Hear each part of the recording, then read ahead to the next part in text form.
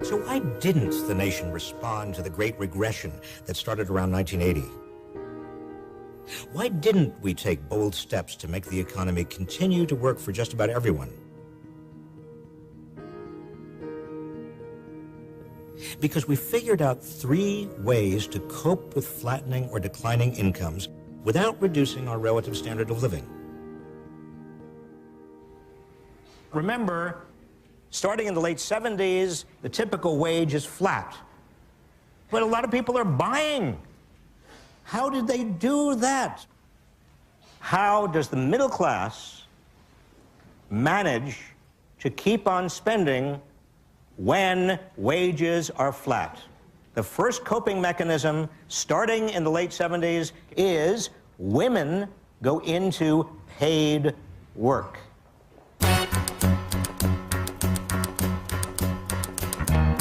Tumble out of bed and I stumble to the kitchen, pour myself a cup of ambition and yawn and stretch and try to come to life.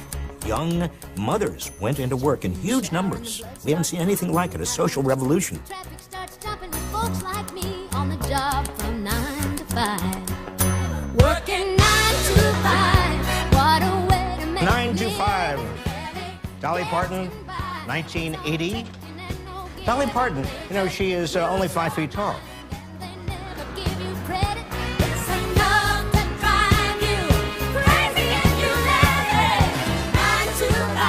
They didn't go to work because there were all these wonderful professional opportunities open to women. Some of them did, but that's not the major reason women went to work. They went to work mainly because they had to prop up family incomes that were dropping because the men in the family, their wages were going nowhere. But there's only a limit to how many young mothers can go into work. And so the second strategy used by the 1990s was that families, both men and women, worked longer hours. Working 9 to 5, what a way to make a living, barely getting by. When I was Secretary of Labor, I remember looking at the data, and I was amazed. And then I'd go out into the field, and I'd go to various cities, and I'd talk with people, and people were working, you know, all hours. I mean, second jobs, third jobs, overtime. If they were professionals, billable hours coming out of their ears. We were working 300 hours a year, more than the typical European. I mean, we were working harder than the industrious, enormously industrious Japanese. But there's a limit to how hard you can work. When those were exhausted, the third coping mechanism was borrowing, going into debt, which seemed easy because housing prices were going up. For 13 years, Americans have enjoyed a housing boom, the longest ever. This is a great time to buy a house in Delray Beach. You can make, if you have some cash, an unbelievable deal. From the mid to late 90s onward, you have this huge rise in housing prices. People said, well, I can take out a loan against my home. I could use my home as collateral, or I can refinance my home. And that kept the middle class going. Homes were like piggy banks. Americans have been using their home as an ATM, cashing out more than $500 billion in home equity from 2001 to 2005 to cover expenses like health costs, student debt, repairs, and credit cards. We had a debt bubble prompted by middle-class America trying to maintain its living standard in the face of stagnant wages. We're seeing more clients every day that, very sadly, they've gotten into a debt hole that is very difficult to dig out of. But there's a limit to how far you can do that. You know, that was a speculative bubble, and it burst in 2008. We know what happened. And so all of the coping mechanisms that the middle class has used to avoid the inevitable reality that their wages have gone nowhere for 30 years, adjusted for inflation, are now exhausted. When the middle class doesn't share in the economic gains, you get into this downward vicious cycle.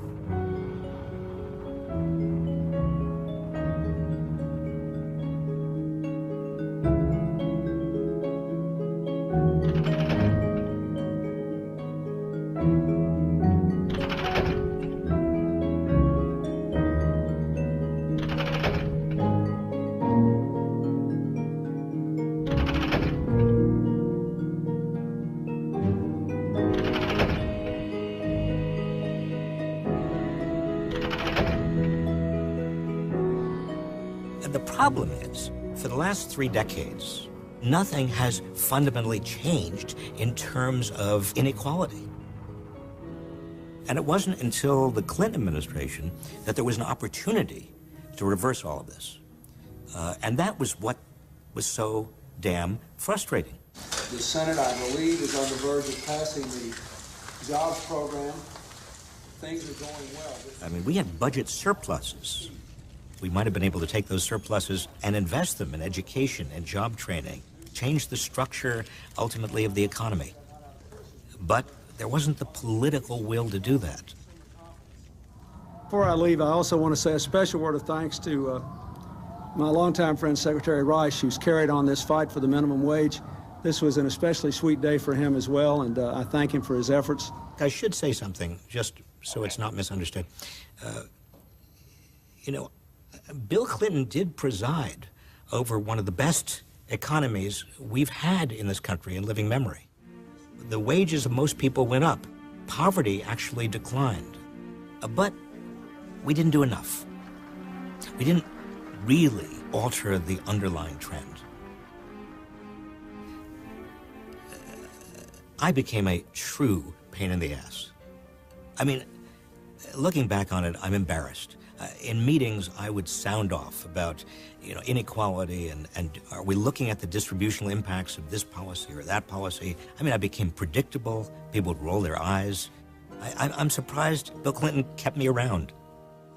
So I do want to bring you up to date on a couple of matters. First of all, the president was reelected. The second is that I'm going home.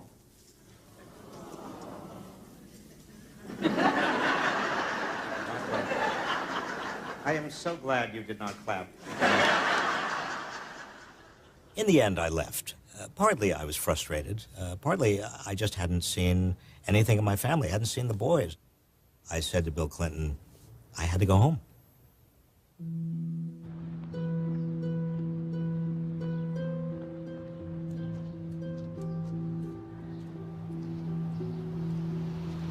I do ask myself whether I've been a total failure.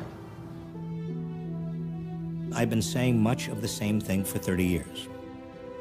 And some of the trends have grown worse. Inequality has become worse. The danger to the economy and democracy have become worse. But here's what I tell myself in my quiet moments. I say, close to home, you know, nuts and bolts, over the kitchen sink, dining room table. You know, this is what counts for most people. Good jobs, good wages, a good opportunity and set of opportunities for their kids.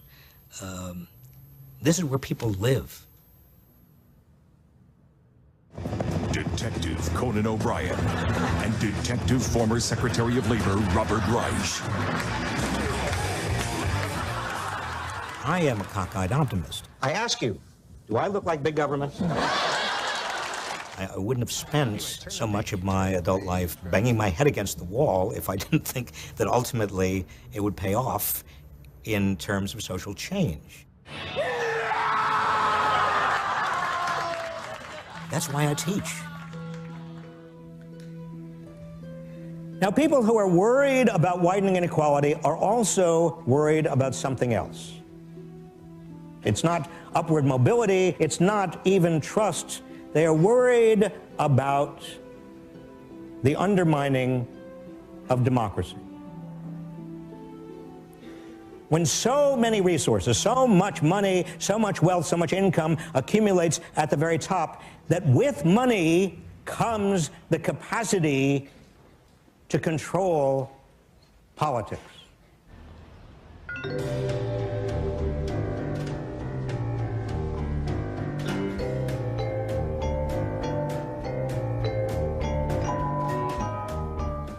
Nothing sinister the way it starts. Usually they bring in somebody you haven't seen for a few years. You know they're paying them 10 grand. Might be the best man in your wedding or a guy you played football with. You say, Eddie, hell, I haven't seen you. And then they say, no, I'd like to turn it over to old Freckles here, and then they give you the whole load. But money, I mean, do the lobbyists come in? And obviously the unspoken reality is we can help you in your next election if you cooperate with us. There's a guy in every office to say, so-and-so wants to see you. He's from the American Shoe Leather Company. They have maxed out, meaning they gave you the maximum in your primary when you first started. They gave you the maximum in every general. You've run 3 times now, and they were there for you at every point. And what for? Access. This is actually where there is blame, and I think the blame is justifiable.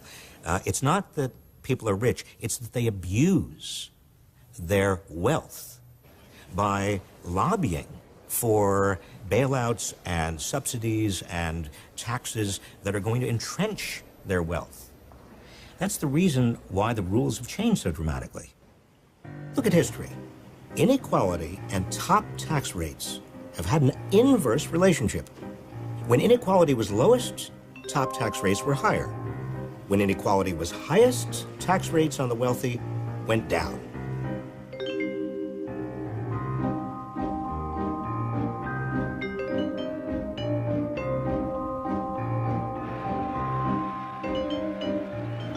Under Dwight D. Eisenhower, he was a Republican.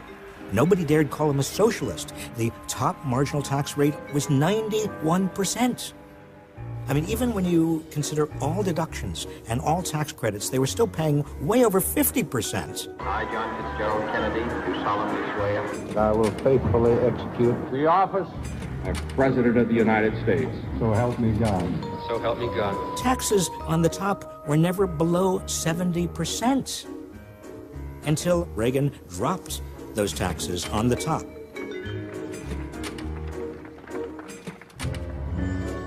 Read my lips.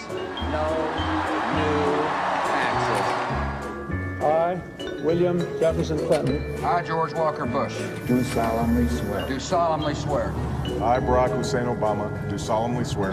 In fact, most of the very rich in this country don't even pay close to that because most of their income is in the form of capital gains, which is now taxed at 15%. My total taxes paid, payroll taxes plus income tax, mine came to 17.7%. The average for the office was 32.9%. There wasn't anybody in the office, from the receptionist on up, that paid as low a tax rate.